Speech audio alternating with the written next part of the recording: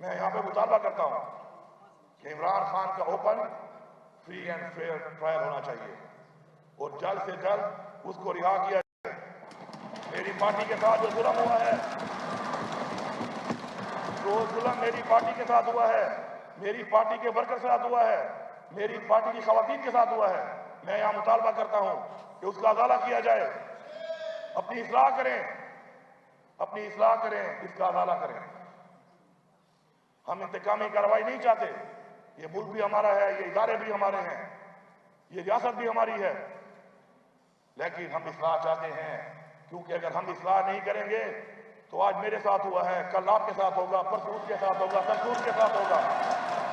اور جو اس اصلاح کے لیے راضی نہیں ہے اور وہ سمجھتا ہے کہ یہ نظام ٹھیک ہے، اور وہ یہ سمجھتا ہے کہ وہ اس نظام میں کل گھوم کے اس میں وہ نظام نہیں آئے گا، تو وہ اپنے آپ کو بیوقوف بنا رہا ہے۔ میں واضح طور پہ کہنا چاہتا ہوں کہ میں یہاں پہ اعلان کرتا ہوں کہ ہم ایک ایسا نظام چاہتے ہیں کہ بشمول میرے کوئی بھی اس ملک کے اندر، اس ریاست کے اندر زیادتی نہ کر سکے، قانون کو ہاتھ میں نہ لے سکے، کسی کے خلاف غیر قانونی کارروائی نہ کر سکے۔ اگر ہم چاہتے ہیں کہ ہمارے بچے سیکیور ہوں، محفوظ ہوں، ہماری مائیں، بہنیں، بیٹیاں، ہمارے بزرگ، ہمارا ہر پاکستانی چاہے وہ کس مذہب سے ہے وہ محفوظ ہو، تو ہمیں یہ نظام بدلنا پڑے گا۔ اگر ہم یہ نظام نہیں بدلیں گے تو کل یہ عوام ہمارا گریبان پکڑے گی۔ ہم نے اپنے گریبان کو بچانا ہے اور حق ادا کرنا ہے، جس کے لیے عوام نے مینڈیٹ دے کے ہمیں یہاں پر بھیجا ہے، جس کے لیے عوام نے ہمارے لیے تکلیفات اٹھائی ہیں، جبر برداشت کیا ہے، زیادتی برداشت کی ہے، قید برداشت کی ہے۔ ہماری خواتین آج بھی جیلوں میں ہیں۔ ہماری پارٹی سے نشان بھی لے لیا گیا۔ ہمیں لیول پلینگ فیلڈ تو چھوڑ دے، ہمیں تو فیلڈ میں آنے بھی نہیں دیا گیا۔ میں شکر گزار ہوں اس ساری عوام کا جس نے حق اور سچ کا ساتھ دیا، عمران خان کو ووٹ دیا، پختونخوا کی عوام کا، اپنے حلقے کی عوام کا، کہ انہوں نے ہماری غیر موجودگی میں ہمارا الیکشن لڑا، ہمیں کامیاب کیا۔ میں ان کو سلام پیش کرتا ہوں۔ اور تو چھوڑو، ہمیں تو قرآن مجید کی بے حرمتی کے وقت بھی احتجاج نہیں کرنے دیا گیا۔ ہمیں کشمیر کے لوگوں کے لیے آواز اٹھانے کے لیے بھی باہر نہیں نکلنے دیا گیا۔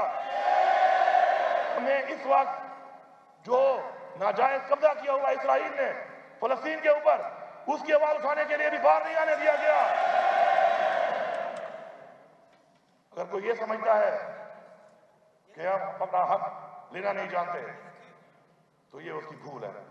ہم حق لینا بھی جانتے ہیں، ہم حق چھیننا بھی جانتے ہیں، اور آپ کے سامنے موجود ہیں یہاں پر وہ لوگ جنہوں نے ثابت کیا ہے اپنی عوام کے ذریعے کہ ہم انشاءاللہ حق لے سکتے ہیں، لیکن حق لینے کا ایک قانونی طریقہ ہے۔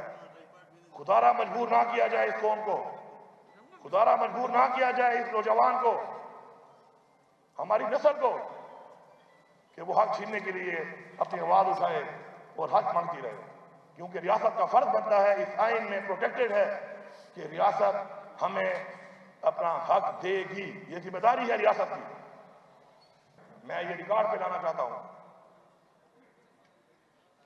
کہ ہماری پارٹی کے ساتھ، ہمارے لیڈر کے ساتھ، ہمارے ورکر کے ساتھ، ہماری لیڈرشپ کے ساتھ جو ظلم ہوا، جو فسادیت ہوئی، وہ پاکستان تو کیا دنیا کی سیاسی تاریخ میں کہیں نہیں ملتی۔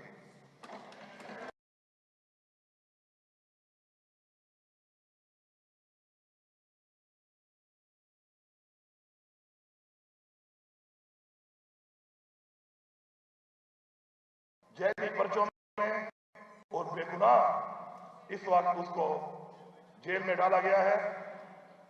اس کا قصور یہ ہے کہ اس نے پاکستان کی بات کی، اس نے پاکستان کی آزادی کی بات کی، اس نے پاکستان کی عوام کی بات کی، اس نے پاکستان کی خود مختاری کی بات کی، اس نے کشمیر کی بات کی، اس نے فلسطین کی بات کی،